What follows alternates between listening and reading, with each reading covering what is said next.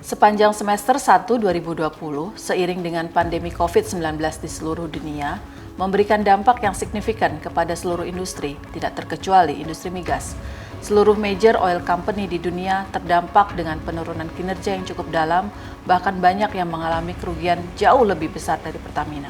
Kondisi dan dampak pandemi COVID yang tidak pernah terjadi sebelumnya ini juga menyebabkan Pertamina menghadapi triple shock, yakni penurunan konsumsi BBM di dalam negeri, kerugian selisih kurs karena pergerakan nilai tukar dolar terhadap rupiah, serta penurunan harga minyak mentah dunia yang mempengaruhi keekonomian di bisnis hulu migas.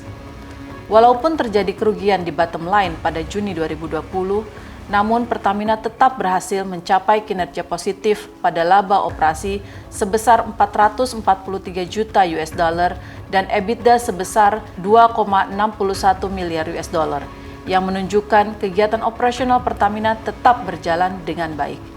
Prioritas Pertamina adalah penyediaan dan pelayanan energi bagi seluruh masyarakat Indonesia. Ini yang terus dijalankan secara konsisten meskipun di tengah krisis, baik itu kegiatan di sektor hulu migas sampai dengan pendistribusian BBM dan LPG ke pelosok tanah air. Juga menjalankan proyek-proyek strategis yang menyerap banyak tenaga kerja. Dengan demikian, Pertamina tetap menjalankan peran menggerakkan ekonomi nasional. Dalam menghadapi situasi ini, sejak awal pandemi, manajemen Pertamina dengan cepat melakukan berbagai langkah strategis untuk mengurangi kerugian serta mendongkrak kinerja sampai dengan akhir tahun. Pada level operasional, Pertamina melakukan efisiensi belanja modal lebih dari 20% dari budget atau sebesar 3 miliar US dollar dan efisiensi biaya operasional sebesar 30%. Fokus juga pada investasi yang diperlukan untuk menjaga kehandalan infrastruktur termasuk proyek RDMP dan GRR dan juga investasi lain yang memiliki keuntungan tinggi.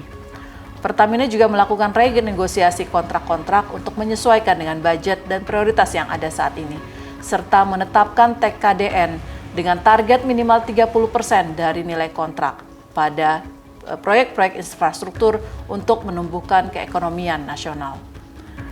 Pertamina tetap menjalankan operasional dan investasi di sektor hulu untuk menjaga produksi migas dan mendaya gunakan penyerapan minyak dalam negeri serta mengurangi impor minyak.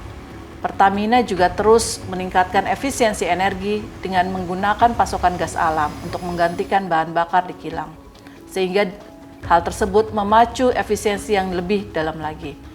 Efisiensi juga dilakukan dengan inisiatif transformasi digital seperti digitalisasi SPBU, pengadaan digital, dan lain sebagainya.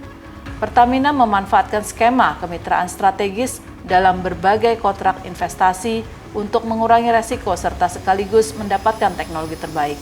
Pertamina juga melakukan refinancing hutang jangka panjang untuk mendapatkan biaya bunga yang kompetitif.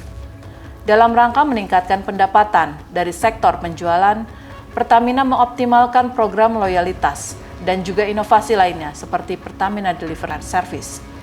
Meningkatkan kinerja arus kas juga akan terus dilakukan Pertamina dengan mengoptimalkan cash management Pertamina Group. Dengan berbagai langkah tersebut, Pertamina optimis kinerja akan positif pada akhir tahun 2020 dan tetap memberikan kontribusi pada negara secara optimal.